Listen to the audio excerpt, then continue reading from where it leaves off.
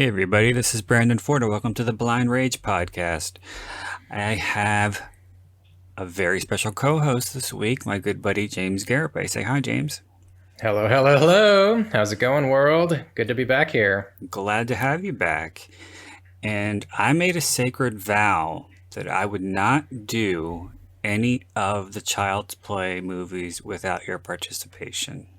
Well, that's very kind of you. They are very near and dear to my heart. I know they are. So I don't think it would be as much fun without your participation because I know that they're your go-to franchise, yes?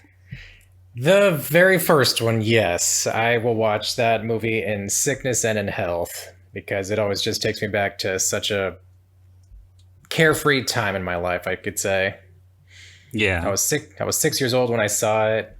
It traumatized my 9-year-old sister, and I was just, having the most fun any 6-year-old could watching a movie.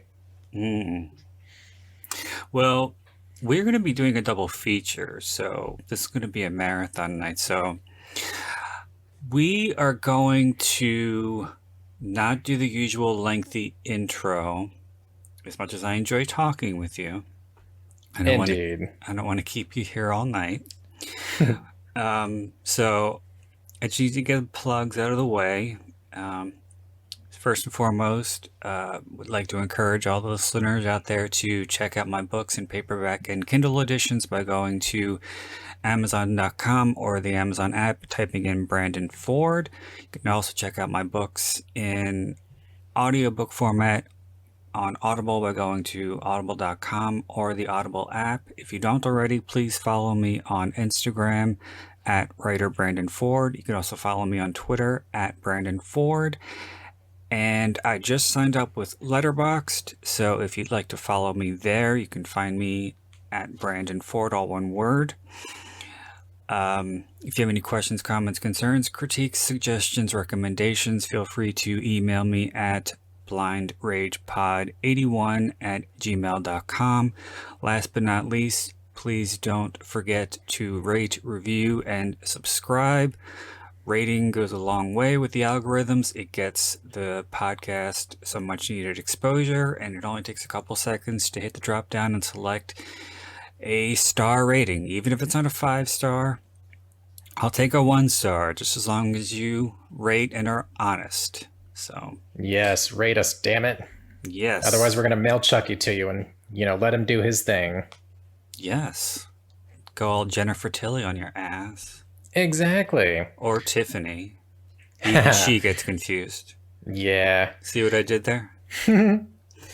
All right. So we are going to begin with, I didn't even say what we're doing, which one we're doing. We are doing the original 1988 classic. Well, I should hope so. Yeah. And this is the this is the first time that I've done a commentary for this one. I didn't do any of the Child's Play movies for my previous commentary. So it was podcast. time. It was. It's long overdue. It really is. Well, without further ado, let's get to it and we can swap stories along the way. Okay, it sounds good. So, as always, we're going to get started with a 3 count. So, are you ready, James? I am. Okay, here we go. 3, 2, 1, play. The old MGM logos. Yeah, this is vintage stuff right I here. know, I love it. So, I have a story, a quick one that I don't remember ever telling this to anybody before, probably because it makes me seem like a weirdo, more like a weirdo than I actually am. Yeah. But I am old enough to remember when this was first theatrically released. Yeah. And I remember being very young and seeing the TV spots. And one thing that stuck out is the shot of Chucky walking down the hall, and all you see is his hand clenching the knife with the voodoo symbolism painted on the blade. Oh, cool. And for some reason, I was struck by that image. I don't know why. I didn't understand anything about voodoo. I just thought it was trippy and weird, and I'd never seen anything like it before. Yeah. And again, because I'm a weirdo, I made little paper knives and cut them out and tried to copy that voodoo symbolism from memory with magic marker. And I had a little box with magic markers in it and a bunch of little paper knives with my ridiculous attempt at emulating that symbolism on them. Yeah, it is a little intricate. I mean, It is. what I remember I just remember like always thinking it was like a ketchup and mustard knife because of the yellow and red. I never put that together, but that makes sense. Yeah. I mean, I was so little, I was just kind of focusing on the colors of it all. And Yeah. I apologize if y'all hear whining in the background. It's my puppies. But Didn't they get Yeah. enough attention? apparently not. I let you out. I let you go to the restroom. You have such a hard life, don't you? I think Lester might be afraid. Maybe that's it. Oh, he can't see. But, he does. Oh, Lester, stop. He does watch movies with me sometimes. oh my god.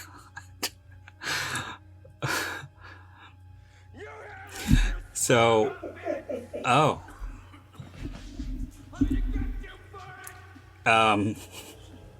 Okay, I let him out. Sorry, I apologize.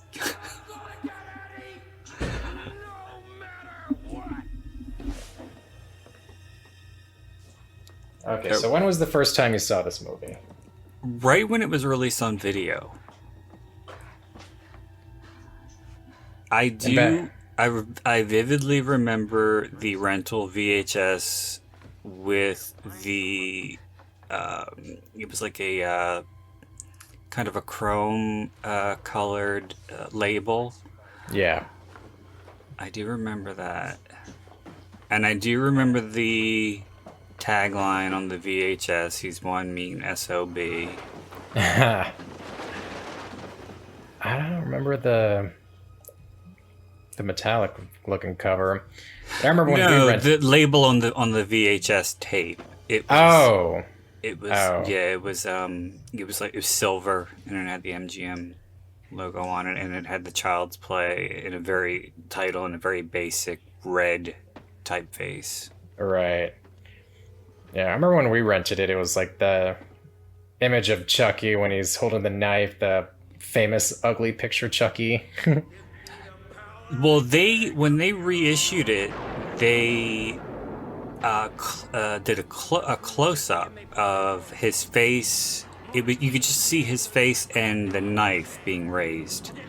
But Right. on the original VHS, it was a full shot of him standing, his full body from head to toe, Yes, standing yes. holding the knife. Yeah, that's the cover that I remember. Because we didn't watch it until years later. Like, my brother was 8 years old when it came out, and he saw the trailers, and he was just, like, petrified of this little thing. So we didn't see it until, like I said, when I was, like, 6 years old, when my mom rented it. And, yeah, so he would have been 12, and he had just as much fun with it as I did. But, you see kindergartners, and they'd ask me, what's your favorite TV show and movie? And I would say Child's Play, and then Tales from the Crypt. Things a 6-year-old should not say is their favorite TV show and movie. Oh, I probably said the same thing. I was a weirdo kid too. Yeah. I got called weird, and then when I was age 10, I just started saying thank you, and I just embraced it because it is. It's great to be weird. Well, it's better than being boring. This is true. Ew. He's in the doll now. This is a great score. I especially love the score that plays over the end titles because it's very haunting. It really is. I love that. Yeah, like good day or bad day, I will always throw this movie on. This is one of the many horror films that I studied the French dub of. Really? Yeah. To help me with my French, because the actor who does French Chucky actually does a really good job. I'm not sure if I don't think it's the same voice actor from the first one, but I'm almost positive it's the same one for parts 2 and 3. And he does a really good job. Are you talking about the French dubber? The French actor who does the dub. Yeah. Okay. Interesting. Yeah, I've always wanted to watch this in a different language because I know it backwards and forwards. That giant good guy is so weird and creepy with that giant head. Yeah, that's the scariest one of the whole movie. It is. It's scarier than Chucky. I keep toying with the idea of like getting a legitimate good guy doll, but I can't. I don't know. I could find it. I just don't have the money to pay for it. Yeah, they're like over $100. If you want a good legit one, it's going to be at least $5. Oh. Shoot, sorry, I'm trying to work on my sniffing. Yeah, at Frightmare a few years ago, everybody was there because they were celebrating 30 years of Chucky, and there was this attendee. They had a legitimate, good guy Chucky doll, like down to the color. It wasn't the cute Chucky. It was kind of like a little human Chucky when he was going human, but it looked awesome. And I was like, hey, dude, like, let me get a picture of you. He's like, okay. And I asked, like, how much was this? They're like, oh, I paid like, almost $1,000. I'm like, Jesus. I mean, we're dedicated. Horror fans are dedicated. Yeah. But it was so cool to meet everybody. Brad Dourif is kind of soft-spoken. Fiona Dourif is just awesome to talk to. Don Mancini was better looking in person than he is in interviews. Really? He was really cool. And then I got to talking to Christina Leese about her character arc in part 2. Save that for part 2. Yes. Let's not get ahead of ourselves. I know, I'm sorry. I love these movies. I understand. And I talked to Tom Holland for like 10 minutes. That was awesome. Really? Yeah. I made mention, I just like kind of told him how much I admired him, how much I loved this movie and what it did for me and my sense of humor. And then we got to talking about the scene where she drops him and rolls him under the couch and how they did it. Yeah, it was on a slant, right? Yes, he said it took them like 4 hours to figure that out. Yeah, this is all a soundstage, this whole apartment. Yes. The outside shots are obviously shot in Chicago. Yeah. I was listening to a podcast, and the guys who did it they live in Chicago, and they know a lot of the areas the movie was shot, especially a lot of the seedier areas where um, Chucky gets Andy to go to kill Eddie Caputo, Yeah, and that area is very, very dangerous still to this day. I And bet.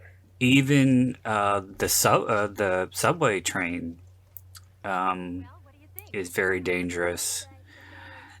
And yeah, the guys who did the podcast said they wouldn't even go into to that area even to see where the movie was shot.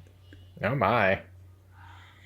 Yeah, I did some workout in Chicago one time, and my the hotel I was staying at was very near Wabash, and I went looking around for Van Buren just so I could say to my brother, "Hey, Dub, I'm at Wabash and Van Buren." But it was getting a little too far away from I was comfortable going, and I just not that it was like a sketchy neighborhood or anything, but I just I don't know the area. I don't want to get lost, so I never found it, but it was still cool. There's Dinah Manoff She was from in a TV show, right? yeah, Empty Nest. Uh, Never watched it. That was a spin-off of The Golden Girls. Really? Mm-hmm. Yeah, they used to come on back to back, and sometimes the characters from Emptiness would show up in The Golden Girls, and vice versa. Really? Well, that's cool. I love that line. I think I dated him. Mm-hmm. Yeah, they said that Dinah Manoff was such a joy to work with, and they were so happy that they got her when she signed on. Yeah. Her death is so violent. I know. And even to this day, like that whole scene leading up to it still just kind of creeps me out a little bit. And You do have to suspend disbelief a bit because, she does kind of throw herself at least 10 feet to get to that window. oh, of course, you know, it's totally outrageous, but just every the suspense leading up to it, the corner of her eyes, did someone just run?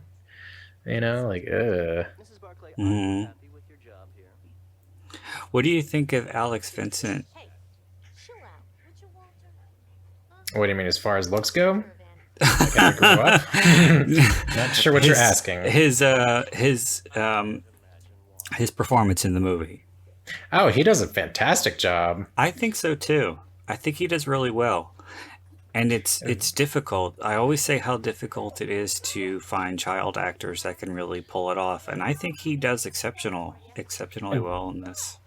Do you know the story of how he got the job? Yeah, about how he didn't want to say Yeah, the that she line was a real she bitch. was a real bitch. Yeah. Yeah, wasn't comfortable saying bitch in front of his mom, so he went off and cried. But convinced everybody that he'd forgotten the line. He's really convincing too in the scene when he's in the hospital. Hmm. He's in like a full-on asylum too, by the way, which was kind Oh of yeah, crazy, with like shock treatment equipment yeah, right. within reach. But the scene when he's Where cowering he, against a door, yeah, and he's just starts bawling. yeah, Yeah, it's really yeah. effective. And It tugs really at the is. Like heartstrings. my eyes start to water every time I see it. Literally every time. Like I don't want to see a 6-year old cry because he's scared he's gonna die. Like, jeez. Yeah. Yeah, it's a lot for a little boy to take on, but I mean, Hmm. he nailed it. He did. He did really well, and I think he did really well in part two. Oh, absolutely. I mean, I wish they would have fleshed out Kyle a little more, but her character is badass already. Hmm. But I wanted them to bring her back in part three. Like that would have been awesome. Andy and Kyle, kicking Chucky's ass again. Yeah. I always wondered like where did they go at the end of part two? I know. Like what are you gonna do now? Yeah, she's not really financially stable to support a little boy. No. But I mean, obviously they kept in touch because when you get into Curse and Cult, Andy's got Kyle's picture, and they talk. And okay, who's whining? Marnie, is that you? I never even noticed that, or he had her picture in Cult. It's either Cult or the end of Curse. No, it's at the end of Curse after the credits when he's talking to his mom on the phone. It pans by his desk, and there's a picture of Kyle. Is it really Katherine Heigl on the phone? No, Oh. no, but yeah, it's implied that it is.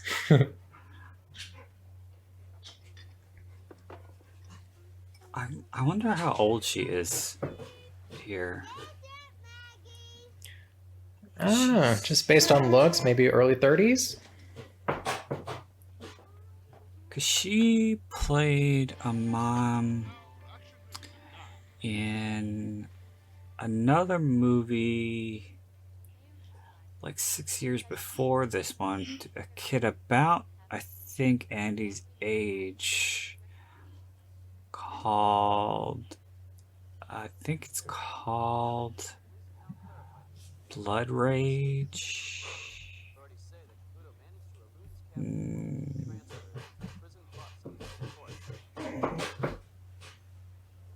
I hear pawing. What is going on? I'm sorry. They want attention. I'm trying to keep them quiet, but tails wag, noises made. I apologize, world, but damn it, dogs are worth it.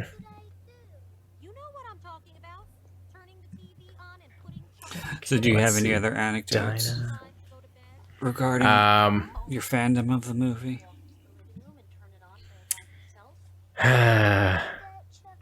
Years later, when I was working at the movie theater, they had a little Chucky plush doll in a crane machine, and I was determined to get one, so I spent $5 in quarters to get it. And you didn't get it, right? Oh, I got it. You did? Have it. I got it. And I have it moving about the house. His hair is starting to fall out because he's pretty old and sun damaged, but I still got the thing. And then my brother comes in and he gets it with $1. I'm like, you ass. I was so mad. It was definitely something that I wanted, a Chucky doll as a kid, but I never got it. Aww. Well, maybe as an adult. He'll be your friend to the end, Brandon. I wonder where that building is. I've seen it in other movies. Like what? I can't remember off the top of my head. But you have seen it. I have seen it. Yeah. That exterior, for sure. It's just such a cool looking building. It's kind of creepy looking. It's very ominous.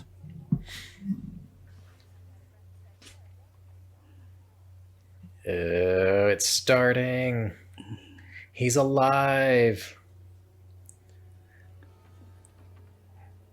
And I watch Cinema Sins on YouTube, and they basically just say everything wrong with the movie and count the sins.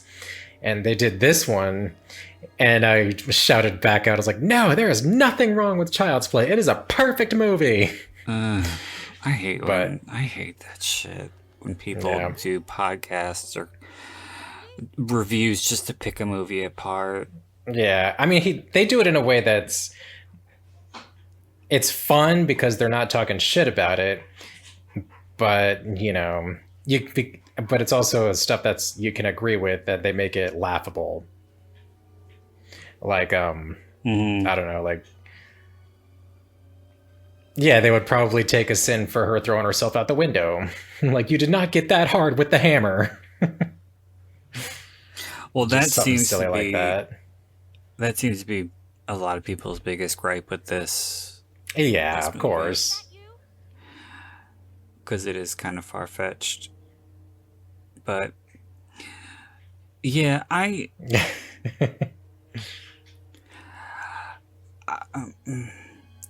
when I first started doing commentaries for my B Movie Bonanza podcast some years back, I purposely said to myself or sought out to do a podcast that wasn't an MST3K type commentary, because I wasn't going to make fun of the movies. I wasn't going to talk trash. I wasn't going to nitpick. The whole point of it was for me to pick out movies that I always had a particular fondness for, in particular more obscure titles, and to try to get them some exposure for people, to people who hadn't heard of them before. Right. But slowly that kind of morphed into, you know, not necessarily being mean, but I started poking fun at certain things that didn't make sense as I got further down the list, because I did 96 episodes of that one. Right. That's a lot. And some of these you gotta be a little more critical. I mean, yeah, some may be, nitpicky, but it's as long as you do it in a fun way that you can still enjoy your time with the movie. I think that's what it's about. Mm-hmm. I mentioned this, well, I don't want to say the name, but I mentioned this podcast a lot. It's a Tales from the Crypt podcast that these two guys, they went through the entire series and they essentially didn't like any of them. They claim to be big fans of the series. However, they like maybe 1 out of 5 episodes. And it's always, would you recommend this one? No. Would you say it's a skip? Absolutely. Well, that's no fun. No, it's not. That's just being an asshole. Yeah. And because I mean, I would recommend almost everything at least once, that way you can judge for yourself. Well, but like I said, most. I wouldn't recommend Rob Zombie to anybody. Yeah.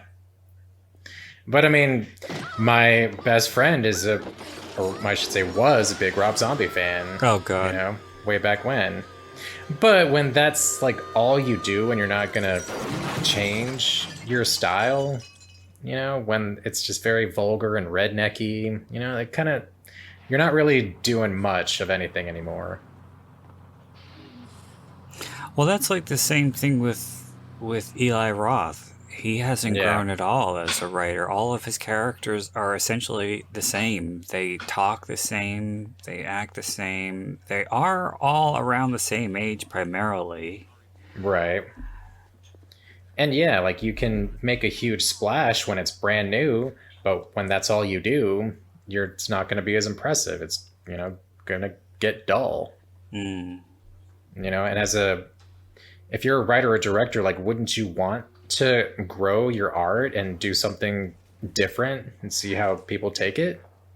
Well, I think in the case of both Eli Roth and Rob Zombie, they have these overinflated egos that lead them to believe that everything they write or produce or direct is gold.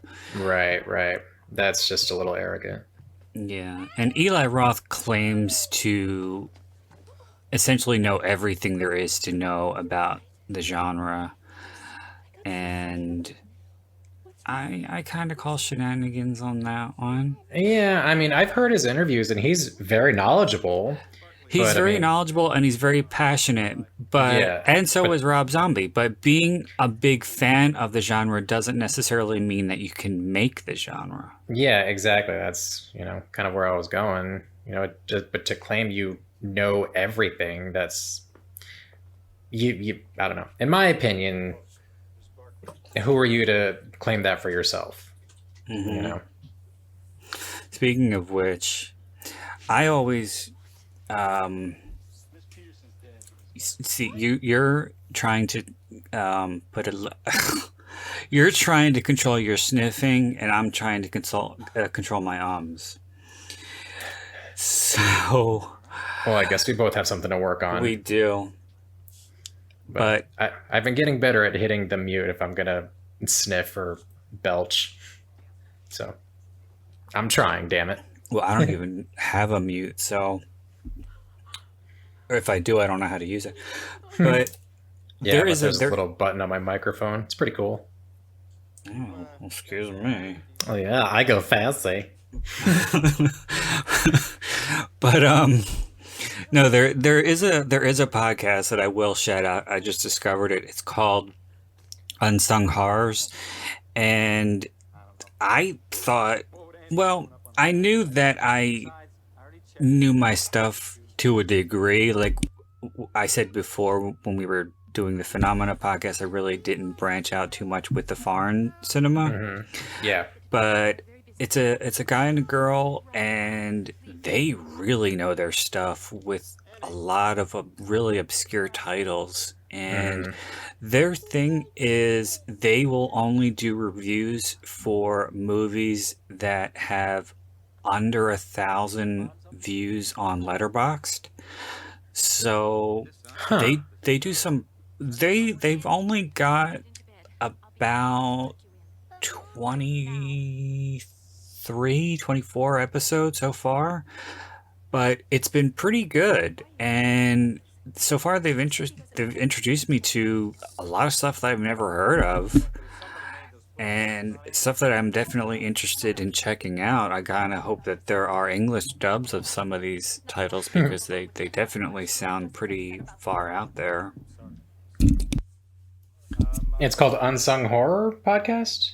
Horrors, Horrors. plural. Yep. Okay, cool. Check them out. I've slacked on my horror podcast. I used to listen to Straight Chillin' all the time.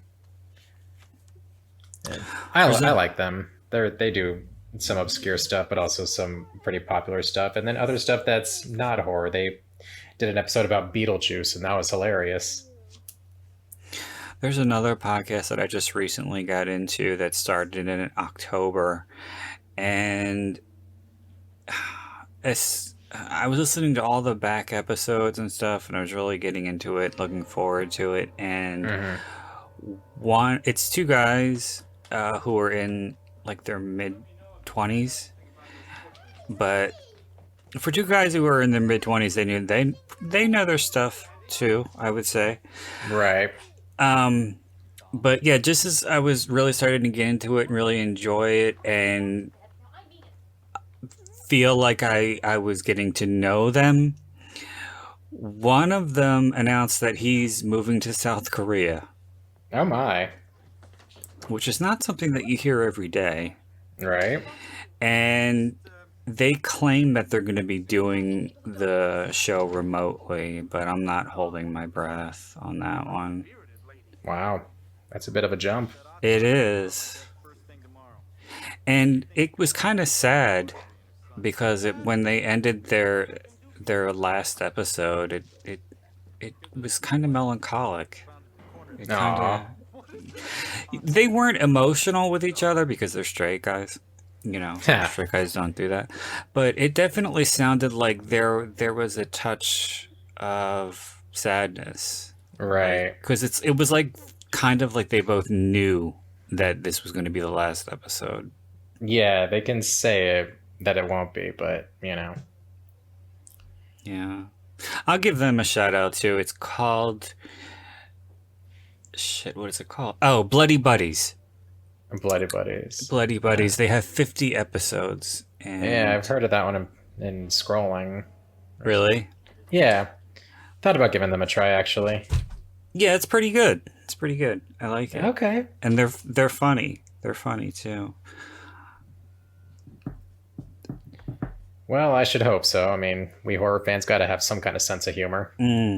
Well, I don't think I'm any. I'm willing to bet that people who listen to my podcast, all three of them, don't think that I'm anywhere near as funny as I seem to think that I am. Well, you're still a delight to talk to, so. You're not supposed to agree with me.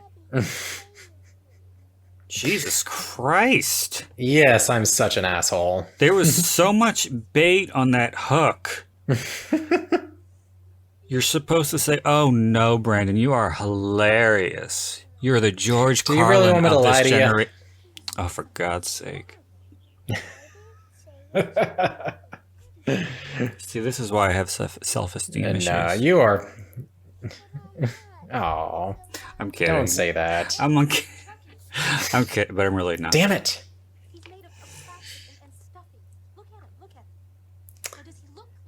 Anywho. Oh, there was one part that I wanted to mention that I kind of glossed over, or that we talked over. But the scene when what is her name? Karen. Karen. When she gives Andy all of his birthday gifts, and he's got the jeans, and she gave him like the good guy toolbox. The toolbox, yeah. Yeah. And what always bothered me about that scene was he seemed very ungrateful, and he doesn't really say thank you. He just says, "I want a good guy to go with it." Yeah. And her response is, "I know you do, but I didn't know about it in time to save up for it," which shows what a good mother she is to this kid, where she's saving, putting money aside, money that she really doesn't even have, because she's working a retail job to support this kid. Yeah. And, he's just saying, "I want." Yeah, I mean, he's 6. He's 6. That's you true. don't want to disappoint your 6-year-old. That's true. But the original, from my understanding, the original script, it delved into a little bit more about Karen and what had happened to his father, and why she's working retail in the first place. But, well, all they say in this version is that he died and he's in heaven. Yeah, he's in heaven. Yeah, yeah. But there was more to that than simply he just died. I mean, I guess originally they were gonna go into a whole backstory for Karen, get to know her a little bit more. But, it would have been over like 2 hours long. So they had to trim that down. I don't remember the backstory about Andy's father. Do you? No, they just mention that in interviews with Don Mancini and others. But yeah, it originally was going to be there, but with the writers and trimming and editing, it just didn't make the final script. Mm-hmm. But there was also a moment where they thought that Karen was going to be like a corporate bigwig for the toy company. Ugh. Yeah, but they decided to make her a struggling single mom. I don't like that at all. Yeah, it was going to kind of be like their comment on how conglomerates are basically training kids to be, what are they called? Consumers in training, essentially. And yeah, but I don't want to watch a movie to be talked about politics and corporate bigwigs. No, don't do that to me, especially in the 80s. Karen, as she is, it makes her a lot more relatable. Absolutely. Because, there's plenty of people that identify with Karen and Andy. Mm-hmm. But I will say that, like, a 6-year-old on a train and no one's going to ask him where his parents are. Well, this kind of strikes me as the same kind of environment that you would see in New York City, where everybody just minds their own business. Yeah. I don't know. I didn't get to ride the rail system in Chicago. I got to ride it here every day going to high school.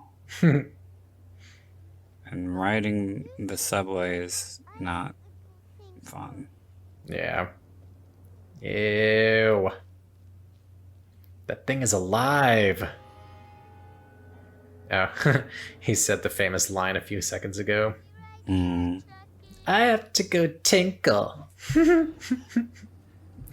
So silly.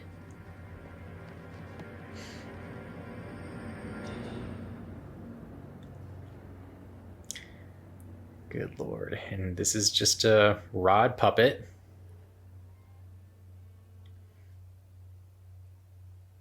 Ew. Rats are disgusting. Mm. Yeah, and he's squatting in this Yeah, rat's nest. abso-freaking-lutely. Ugh.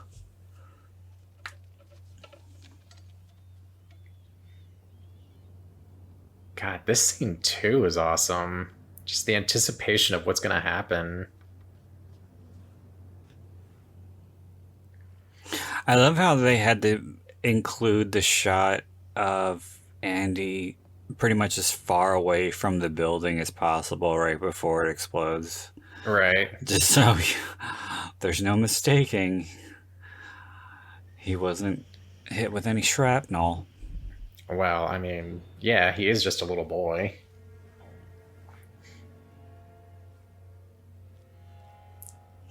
I like that shot of the roof just collapsing. I always thought that was a cool shot. I know. God, there's just so much to love about this movie.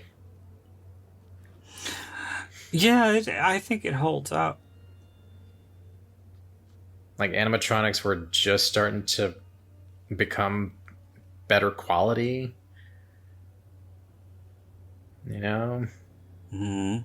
And then you got this badass new horror villain that's not, cracking jokes every 2 seconds, and that's not a silent type.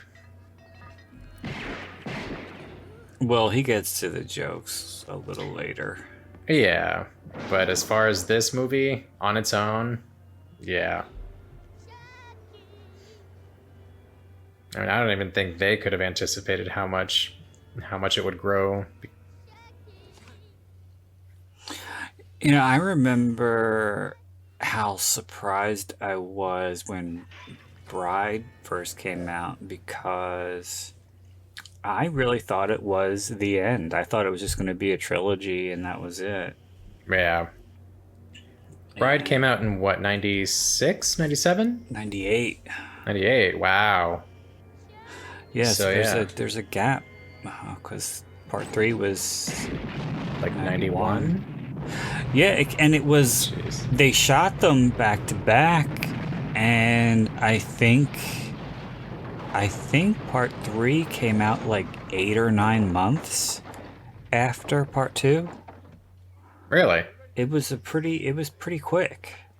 Wow. I didn't know that. Detective Norris, I came as soon as I got your message. You haven't been to school to pick up your son yet? No? But yeah, 3. That would have been cool. Just 3 movies. I mean, I was more than excited when Chucky was coming back. But yeah, that's definitely when it got a little more hokey. I remember the Bride of Chucky website was one of the first movie websites that I visited when I went to the library and went on the internet. That's funny. Everybody seems to think that the Blair Witch Project was the first movie that had a website tie-in, but it was not. Really? It was, yeah, no, there were, because that was 99, and there were movie tie-in websites for stuff before that, because like I said, there was Bride of Chucky. Right. And there was also a website for the movie Strangeland, which came out in 98 as well. So... Strangeland. Is that the one about John Holmes? No, that's Wonderland. Oh. Well, I'm glad you knew what I was talking about. Yeah, I remember when Bride of Chucky came out. I hadn't seen it yet, but I would go on, call in that movie preview phone and listen to the trailer Mm-hmm. just to hear it. Mm-hmm. I remember just calling it over and over. Yeah. He would say, "Hey, beautiful," and you'd hear Katherine Heigl scream. Mm. Yeah, too bad Katherine Heigl's such a biatch. I've heard that. That really, that really kind of gets me down because I always wanted to like her as a person. She seems like she'd be very nice and approachable in movies, but Yeah, yes, and it's all an act. it's all an act. She's a better actress than we would assume then. Yeah, I mean, she's a great actress. I love her stuff, but you can like the work, but not the people, I guess. Yeah, I heard she's notoriously difficult. Yeah. I want to meet Kathy Bates. Say something. I That have was this. random. I have this. Yeah, I know. I just have this image that she's could be like one of the coolest chicks to have a drink with. I would assume that she's probably very down to earth. Yeah, exactly. I remember when I first saw her in Misery, and I was just enamored by her performance. Did you know that she was? I don't know if she was considered, but this was right before Misery. She was doing the stage production of Frankie and Johnny, the movie with Michelle Pfeiffer and Al Pacino. Never saw it. Well, yeah, she was doing the stage version. I don't know. I think it was off Broadway, but she got a lot of notice and some really good write-ups for her performance. And when they decided they were going to make a movie out of it, I think that she thought that it was going to be her big break. Aw. But I don't know if she was ever even considered.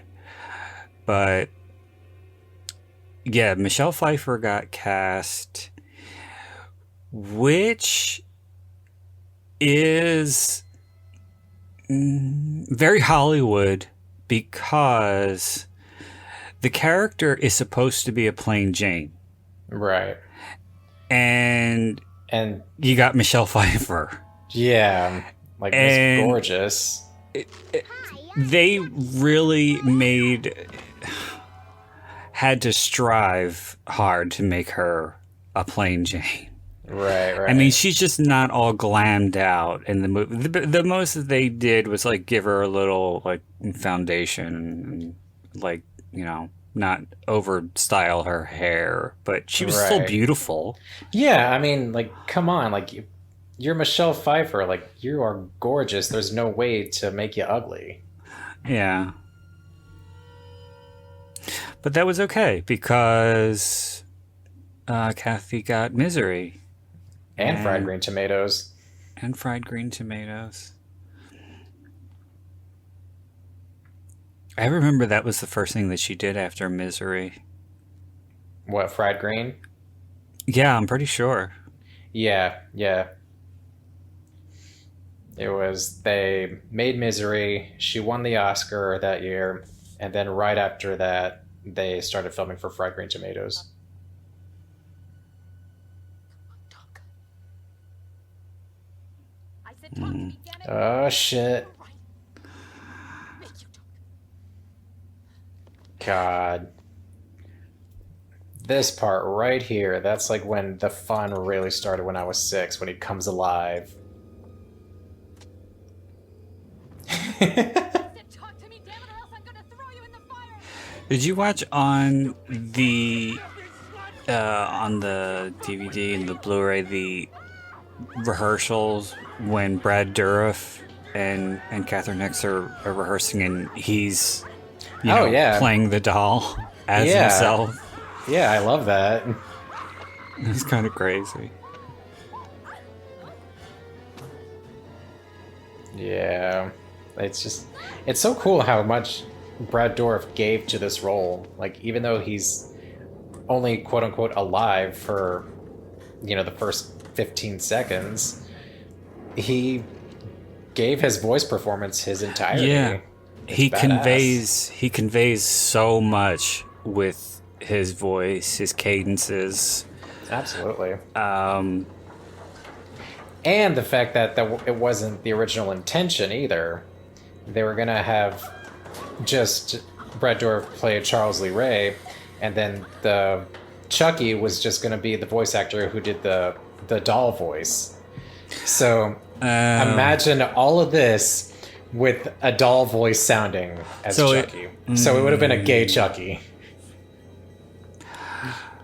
I don't like that. Well, yeah, it wouldn't have come out as a horror. It would have come out as comedy. But still. In an alternate universe, that's how it happened.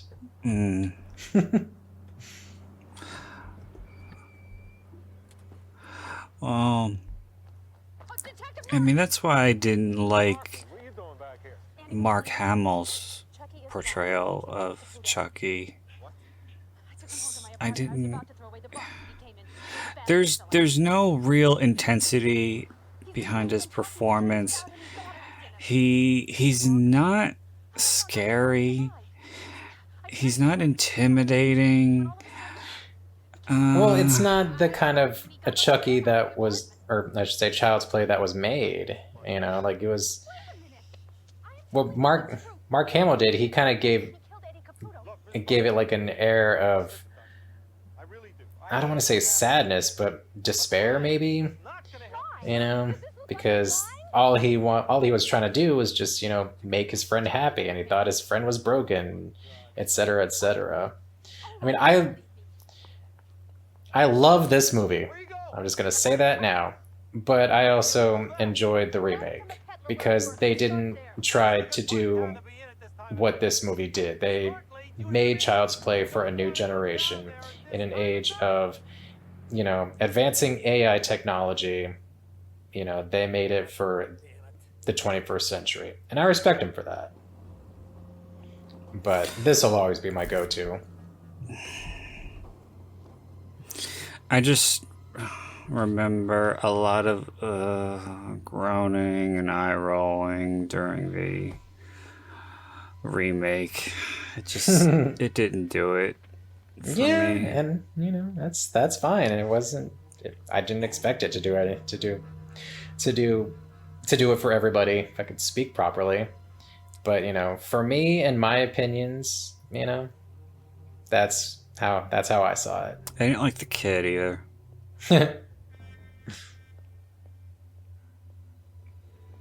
The kid, Zakid. Did I tell you that story about Chris Sarandon? It's not even my story, but it's a story that somebody I knew on MySpace several years ago told me about when she met him at a convention. I don't know if I told you on the podcast, or I might have told you I during can't one of our recall. conversations. But this was a long time ago, obviously, because this was MySpace days, but Yeah. I don't remember exactly what happened or what he said to her, but she went to his table to, get a picture signed or an autograph or whatever, and she just said that he was very much not there. He didn't want to be there. He was kind of rude and just like standoffish or something. I think it was worse than that. Oh, well, that sucks. It was like no appreciation for the fans, and it was all about the money, and Right. next moved along. Oh, that and sucks. I think she wanted to talk to him, but he couldn't be bothered, and I think he cut her off. But the kicker and I love this. Before she walked away, she said to him, "No wonder Susan divorced her ass." Oh, hot I damn. loved it. Oh shit. God, see, that just sucks. Like, don't go to these conventions when you have nothing but adoring fans and then treat them like that. You I know, like, know. It's really sad when that I know. happens. Place where he said he got dollars. Charles Lee Ray died there. Who? I think that's Strangler, the man who's partners with mm, even before I was visually impaired. That's one of the reasons why I wouldn't want to go to any of those things. But I would be, first of all, I would be too awkward, and I would be too anxious. Not just meeting meeting them, but I'm socially awkward anyway. And Right. plus, I would just be uncomfortable in this very large setting. And when I met John Waters at the book signing, I was having a fucking panic attack because there was this huge line going out the door, Aw. and my ex, who was with me at the time, was like having a conversation with them, and I wanted to get a picture, Right. and they were just talking, and I'm like kind of like, oh god, there's all these people, and I'm like kind of behind John's back, making gestures at my ex, like, Yeah. I want to take the picture, and Aw. but he was nice. It wasn't a bad experience, but I took a really big risk How so? And just going or what? by just going and by meeting him, because I idolized him so much. Yeah. And if he was mean to me, I wouldn't have been able to appreciate his art anymore. Yeah. The same thing when I met Jack Ketchum, who's my literary idol. And when I met him, he had a very extended line of people, and this was right before I had gotten my first book published. And I asked him, I said, "Do you have any advice for, a struggling horror author?" And he stood there and talked to me for a good 10 minutes, giving me advice, and he was a wealth of knowledge, and he was very patient and kind, and he was just very, very cool. And Yeah, see, I mean, there's more of those experiences at conventions than there are the celebrities that are assholes, at least in my experience. But to have something to like connect with them on a real level, that's even better because I haven't gotten that. Well, yeah. I mean, Fiona Dorff was easy to talk to, but it's not like we actually like connected on any basic level. But yeah. Yeah. I mean, my experience, they've all been super nice. And if I can't afford them, then I just don't get them. Chris Sarandon was there one time that I went, but he was like, I don't know, over $100 for a selfie and get the fuck out of an here. autograph. Yeah, like I'm gonna spend money that I can't on people that I can't afford, and that'll probably be a little bit nicer to me. Yeah, I mean, could you imagine if you did spend the money and he was a total jerk off to you? Yeah, exactly. I met Darren Lynn Bousman at one year, and he was awesome. Like he was so grateful, just to have his fans there, and it was on a slow hour, so I was just like shooting the shit with him, and he said like, "Here, like James, come sit down like on this side of the table and let's get a Shut picture." up. Yeah, and I'm like, okay, cool. Like you directed Repo the Genetic Opera. Like that's awesome. So yeah, like I got a picture with him standing behind me at his table. Like that's fucking awesome. That's There's more really experience. cool. Yeah, there's more good experiences at a convention than there are negative. How Or at many least, conventions have you gone to? I've only done Frightmare like 4 times. Then I started school, and my schedules conflicted, and then COVID happened, and I haven't been able to go these past few years. But I always had a blast. So this was before you met Andrew? Yes. Do you think he would go with you? Probably not. Probably not. And if he did, he would probably just stay up in the hotel room. Oh. Because, I'm not gonna socialize with every single person that I see, but, if I see someone that's, I want to get a picture with, yeah. Like, there was, a mom had brought in her, like, a 3-year-old, 2-year-old, probably, son there, and she had on the Freddy sweater, but it was kind of like a sexy Freddy, and then it was the little boy who had a Freddy sweater on as well, with the little glove, with the little Freddy glove. It was the cutest thing I had ever seen. And there were so many people that were crowding around, and she, she's holding him in her arms, and she's like, "Hey, wave to everybody!" And so we all got video of him waving.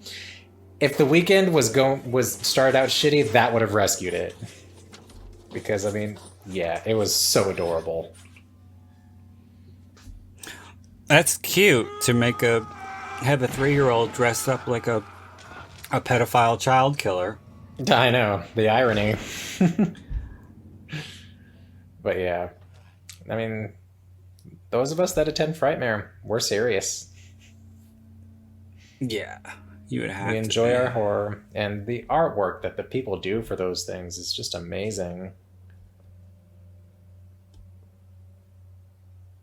I got a Nosferatu image. It's a hand-drawn image, and it's got the Max Schreck, with the vampire teeth, but it's got underneath of him, it's like this abstract collective of the castle and the rats and the coffin and the ship and London, just everything that you see in the movie is on that image. It's really cool.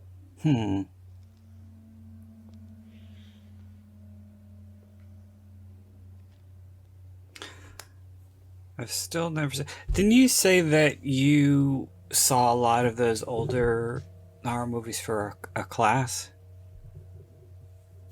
Not a lot of horror movies for class, but I did take my intro to cinema class last semester, and that was awesome because we watched clips of a bunch of old horror movies. There was Notorious, which was an Alfred Hitchcock movie, which I want to watch. Black Narcissus, about a nun who goes crazy doing some volunteer work up in the Himalayas. Yeah. It was a good class. I talked to you last night. I decided to go back to the station with a full race file. I learned a couple of things. There are We spent a lot of time with this man. there are history of horror cinema classes that you can take. I don't know. I doubt that many universities offer them, but Yeah. you I'm could sure take- UT probably has one. probably.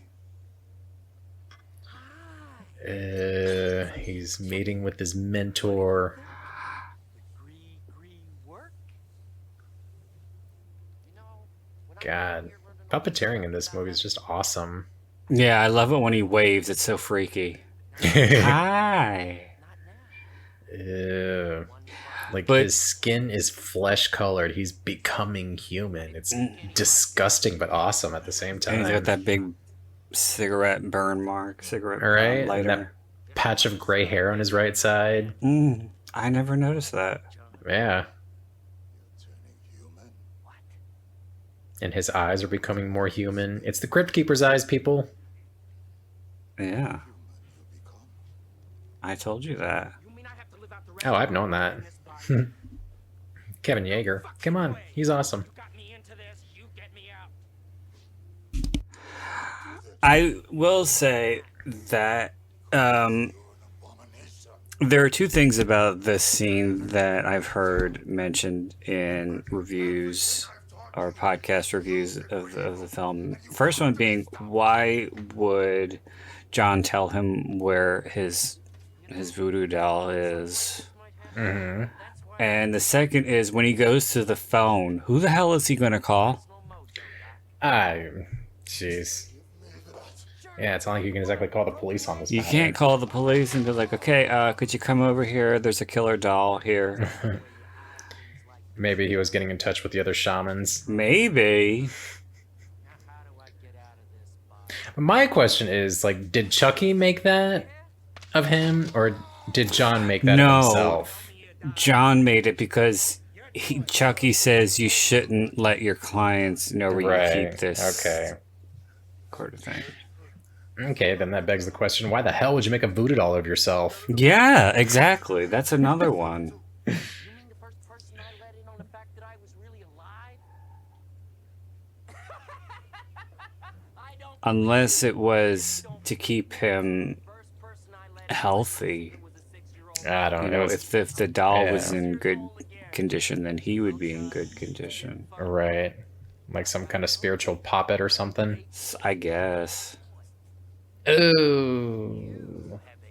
A date with a So long, 6-year-old John. boy. That's the creepiest line in the whole fucking movie. I know, right? And no one questions it.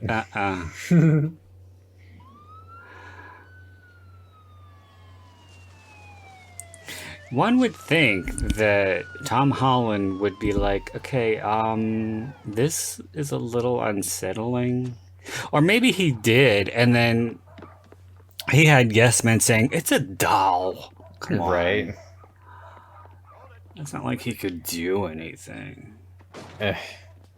Well, I don't know. I mean, he is becoming human. That he is. God, so much blood. How he's still alive after getting Yeah. stabbed in the heart, I have no idea.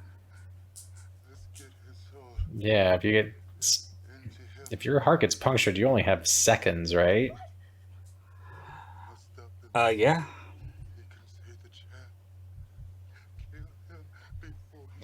His heart is almost human.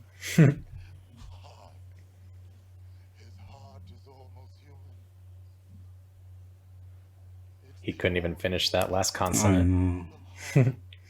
All right, now we catch back up with Andy. The building looks nice on the outside, but inside it's a total dump. Look at that, there's scratches on the wall.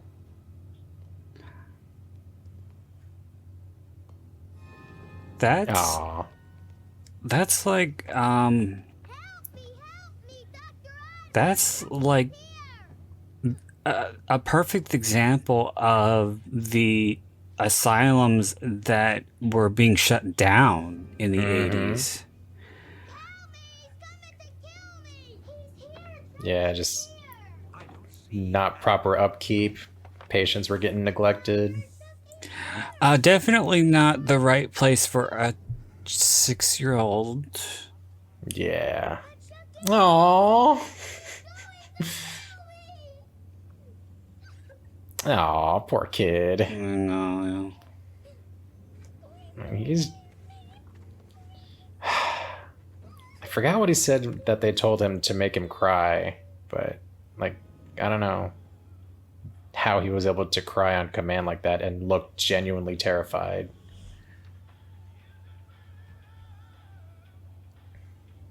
I don't know.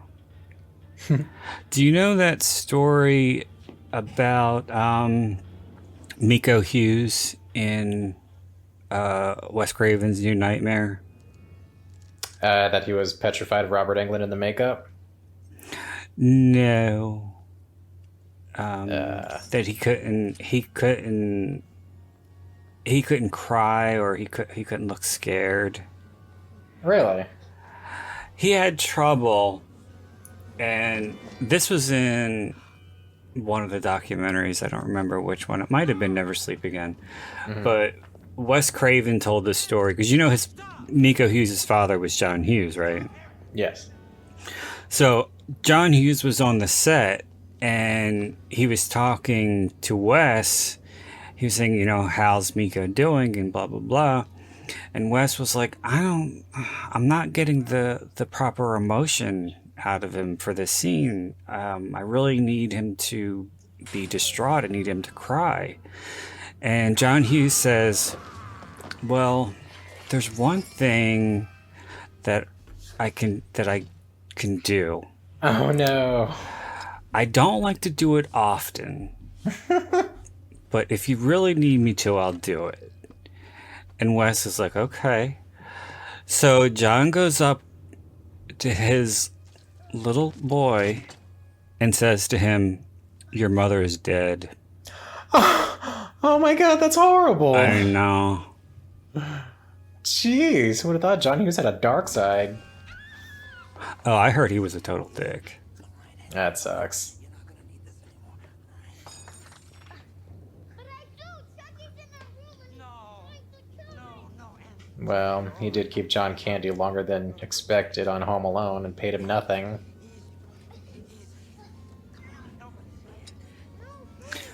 Yeah, and John Candy improvised that whole scene in the van. Oh yeah. Like he was doing that little role out of the kindness of his heart. And then, apparently John Hughes just treated him like shit. I love the just on a quick Home Alone thing. I love the scene when Catherine O'Hara is at the desk and she's, hysterical. And you see John in the background, John Candy, like reacting to everything she says. Yeah. And then when she says, I will ride with the devil himself. And you just see John Candy go, oh my God.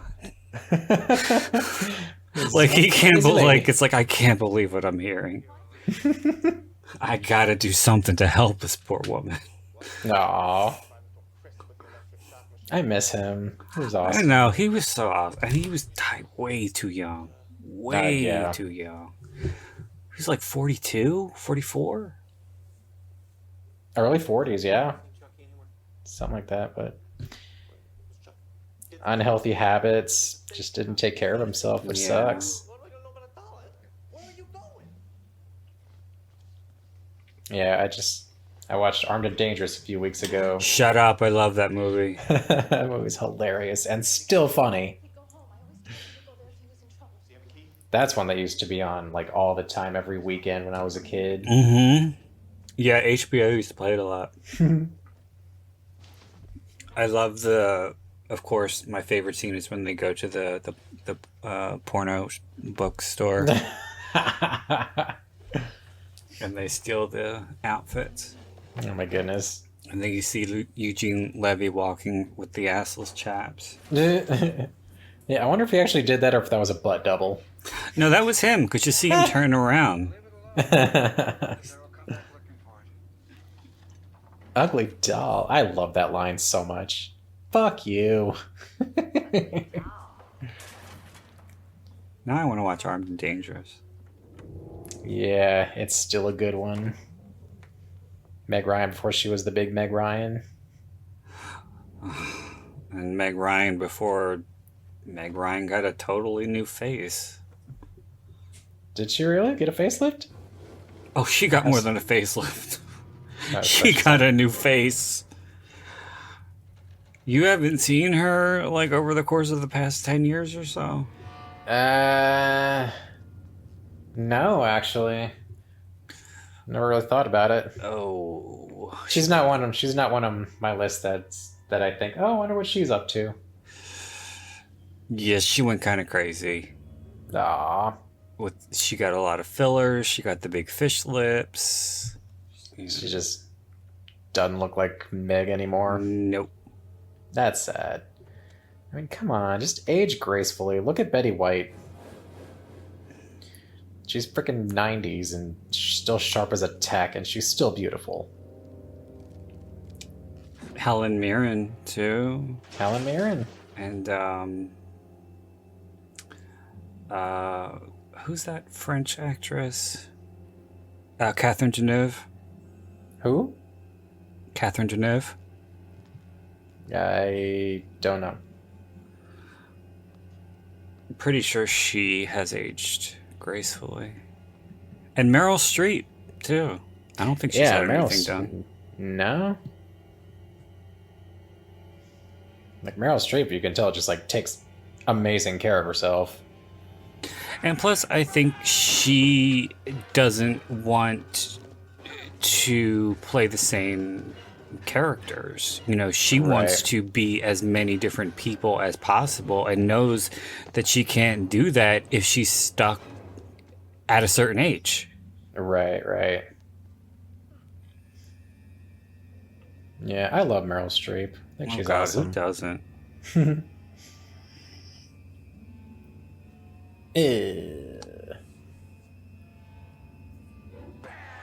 I think Meryl Streep is one of those very rare exceptions who can give a stellar performance even with a shitty script.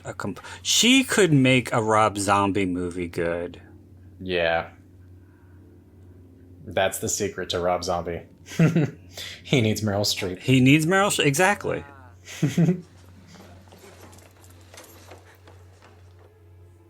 Yeah, I never. Did you ever see Music of the Heart? No. No, me neither. I want to. Madonna was actually supposed to be in that. Really? Mm-hmm. Huh. Well then. She dropped out to do Evita. Never saw that one either. Well, Wes Craven should have been so lucky. Meryl Streep can outact Madonna any day of the week. All right, let's calm down. No, I I stand mean, by it. I'm not saying you're wrong, but I enjoy Madonna as much as the next person. But she has her faults and her strengths. Madonna, if you ever hear this, I mean you no harm. I highly doubt a podcast will do anything to her stature. well, I just gotta hope that nobody from any of the Facebook groups hears this, because they are crazy. They Aren't we all just a little bit? When her last record came out, Madam X, they had Madam X radio on Sirius XM, and I listened to it, and they kept playing the same fucking songs. They played "This Used to Be My Playground" and "I'll Remember" more than anything else. It was Wow. It was just the same stuff. And she has a pretty extensive catalog. Yeah, and shit. I was in one of the groups and I said something about, has anybody listened to Madam X radio? They keep playing the same songs over and over again. And I used the dictator function on my phone a lot, and for some reason it didn't say Madam X radio, it just said Madam X. So within minutes, like, I had all these responses of people trashing me because they thought that I was talking shit about the new album. Oh, jeez. And they were saying, like, you know, fucking, if you don't like her, then you don't belong in this group, and she doesn't need you as a fan, and da. I was like, whoa, jump back. Right. And then yesterday, actually, one of the posts came up in my feed, and somebody was asking, what do you think is the worst Madonna song? And I only saw one response, and they said, none of them. She's Madonna. Everything she does is amazing, and you're an asshole for even asking. Oh, jeez. Like, dude, come off it. Oh, the blink blink. I missed it. I forgot. Did you notice it? What?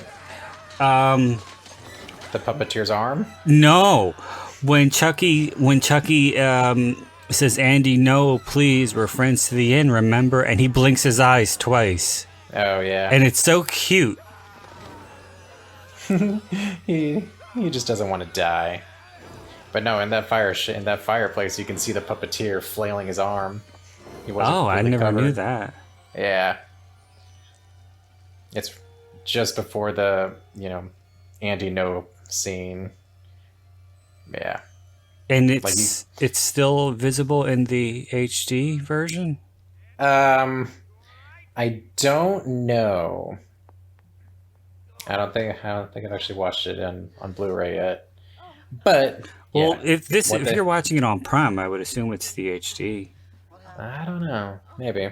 But yeah, it's still there. Like you can see the glove. It was like an arm-length glove that was probably supposed to go to his elbow, but like you can see he was flailing so much and so hard that you can see his bicep in the shot. It's pretty funny. Nothing that takes away from the movie, but it's still funny. I don't like it that with the new 4K stuff, they're removing those kinds of flubs. I know. I love continuity errors. Did you hear in the new 4K restoration of Terminator 2, they went in and CGI'd out Schwarzenegger's dick? What? Yeah, you see, there's a butt shot, and with the movie in 4K, you could see his dick between his legs, Oh.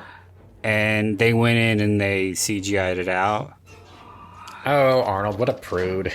And there's also a scene where there's a stunt on the motorcycle, and you can clearly see that it's the It's face the of a stunt stunt double. double. Yeah, Yeah. and they superimposed his face on it. Dude, that's so lame. No.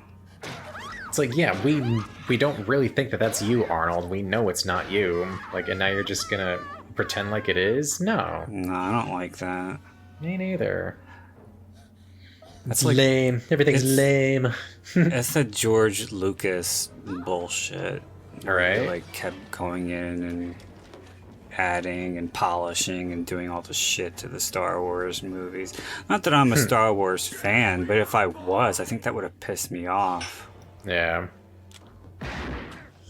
Marnie, you okay? I think she's dreaming.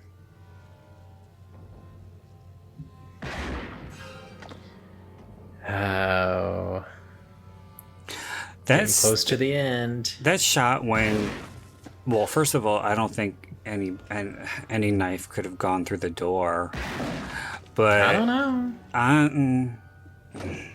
there would have to be some pretty Sharp enough with enough force. That doll's have to. But no, I always thought that the blood in Karen's hand looked weird. It looked like kind of orangey. Yeah, I've noticed that too.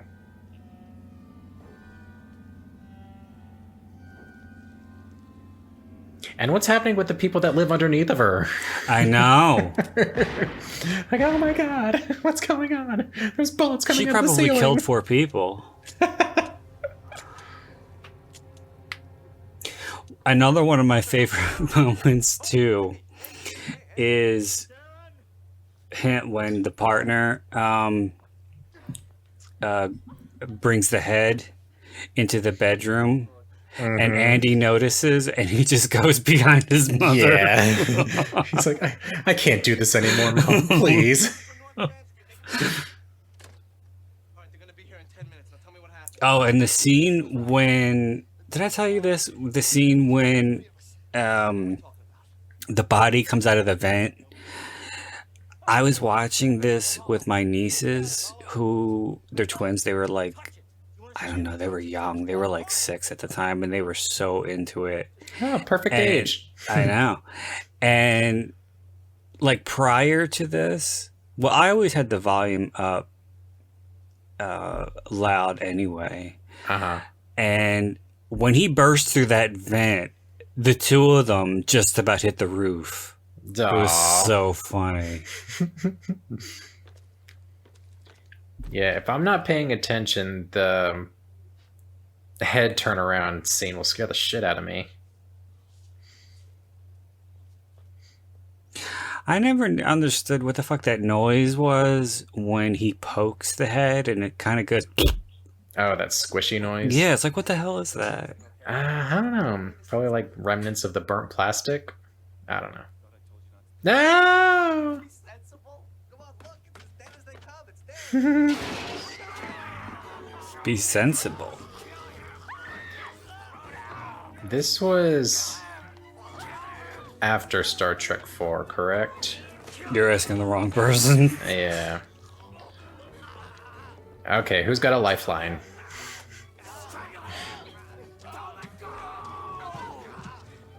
Yeah, because she made...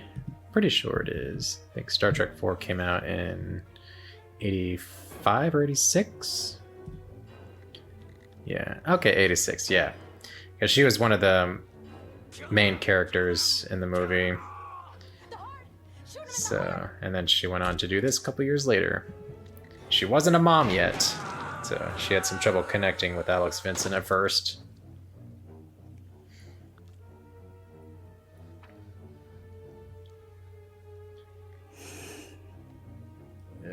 She has kids now. Yeah, she married Kevin Yeager, the puppeteer, the designer. Are they still together? Uh huh. Yeah, they're married. I think they've got a few kids. I don't know how many, but yeah, they met on this set.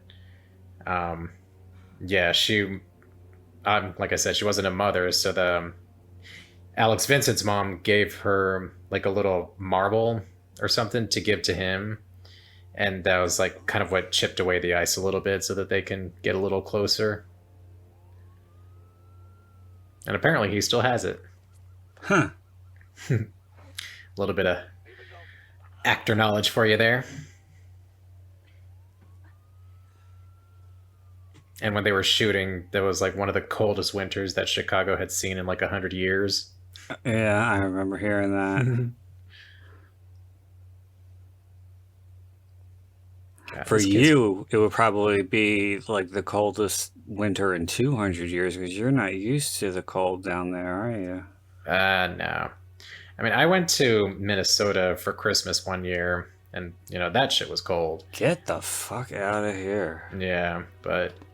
I mean, despite being cooped up in the house and all the power shit that was happening, I still enjoyed it for what it was. I went, you know, wandering around a little bit, but then it got old. It is interesting too because like in certain areas, snow is just like nothing to people. Yeah.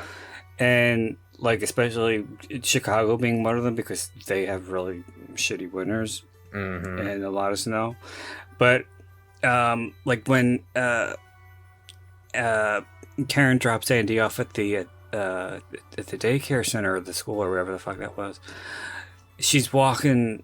There's like 3 or 4 inches of snow on the ground, and it's still coming down. Right. And in Philly, everything would be shut down, but everybody was just like walking around like it was nothing. Yeah. Just And was it what you're accustomed to? Was it ever explained why all the kids were showing up with their dolls?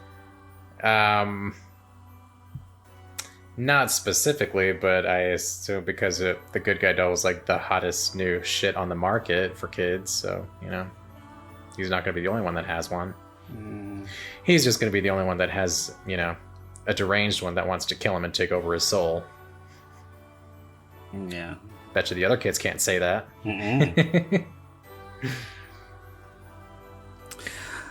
Well, that's the end of Child's Play 1. And a fantastic movie. Anyone who has not seen it, get your eyeballs on it. I love the pacing of this movie. It's just, it flows so well. It does. It really does. Like, it's not even 90 minutes. And when I do these commentaries, I tend to look at the movies with a more analytical eye, and it really stands out to me when there are lulls, and I really notice when certain scenes go on a little too long. Yeah, when nothing is happening. Nothing is happening, and it's like, And no one's saying anything to drive the story. Yeah, same here. Like, I saw the remake of Pet Sematary in theaters, and just that scene where he's like in the basement looking for his dead daughter, that just dragged on and on. I'm like, okay, like, get to it already. Is he gonna find her? Is she there? Is she even in the house? Is she gonna kill him? Is she gonna it's just so annoying. I pretty much blocked out that movie. Yeah. I mean, I wanted to like it, but the original one traumatized me. I cannot watch that movie to this day. Well, yeah, because of Zelda. Exactly. Zelda traumatized many, many people. Yeah. But like, to not even get an inkling of that fear that I felt back then, not worth it. No. Did you really expect that you would, though? I mean, I try to. Like, I like to try and give movies a chance. I want to be engrossed in that world, and see what the film can do for me, or at the very least make me jump, But like, that movie was just boring, just so fracking boring. It was. It really was. And I love John Lithgow, but even he couldn't save it. Yeah, no. And plus, he said that he didn't want to do the main accent because he didn't want people to think that he was doing an impression of Fred Gwynn. Right. But I think that kind of ruined it. Yeah. I know. He was so fucking great in the original Pet Sematary. Mm-hmm.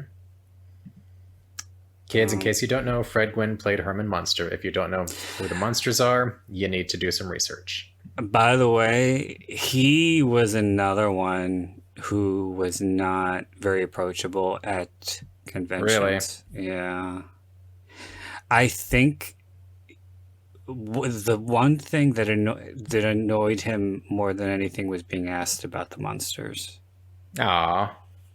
It was like his iconic role. Well, but it was like the 60s, so he'd probably been talking about it for fucking 30 plus years, so I kind of get it. Fair enough. To a degree, but still, I mean, when you have fans who are there to meet you because of one of your most iconic roles in your entire career, you have to just grin and bear it, Yeah. I mean, it's a hell of a legacy to leave behind. It is. Oh, shit. Speaking of which, did you hear that? I don't know if this is a rumor or if this is or if this has been proven, but did you hear that Rob Zombie is supposed to make a movie of the Munsters? You're freaking kidding me. I wish I was. Why? The Munsters isn't even horror. It's horror adjacent, but it's not horror. Yeah, could you imagine? It's like when the Munsters are all going to be fucking white trash, dropping F-bombs every other word. Dude, no. I have trouble believing that this is actually true because his last few movies did so poorly, and we're going back to Halloween 2. So, I mean, for I think for both 31 and 3 from Hell, he had to get crowd financing for them because he couldn't even get a studio. Did they both bomb? Well, yeah. And 3 from Hell especially was panned by pretty much even his most ardent fans. Really? So, and poor Dee Wallace. Oh, I know. How could you? Oh. I didn't see it, but when I heard that she was in it, I was like, oh no. And I love I Dee know. Wallace so much. Like she needs to find another source of income. Mm. I mean, I'm sure she's fine with all the stuff she's done, but still. She's a legend. She's Dee Wallace. She deserves better Exactly. better than that. She does frighten her sometimes too. Yeah, she does a lot of those conventions, and I heard she's just as sweet as can be. Oh yeah. I went to one of her panels. I think it was celebrating oh god, what's that movie? The Howling. No, Hills Have Eyes. Oh, And Michael Berryman was there as well. And they were just shooting the shit. And then it was time for their question and answers. And I asked her, like, she doesn't really care for horror movies, but she likes making them because she thinks that they're just a lot of fun to be involved with. But she herself doesn't like horror movies, which I just thought was really funny. that's not uncommon. Indeed. Okay.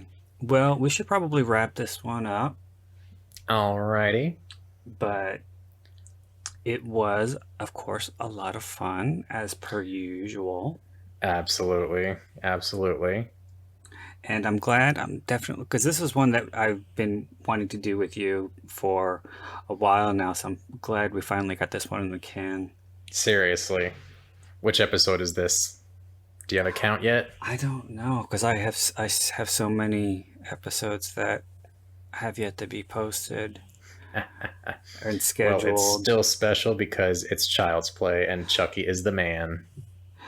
I might just post. I might post them back to back. Um, this one and part two together, like on a Monday and a Tuesday. Hmm. Um, just so the quote unquote fans don't have to wait. Oh, they're out there. But well, I mean, me, fans of me, and I'm being facetious, very much so. But okay. And I'm cheering you on. Hmm. So let's wrap this one up so we can take our little breather and then we can get into Child's Play 2. All right, sounds good. So until Child's Play 2, this is Brandon Ford wishing you unpleasant dreams.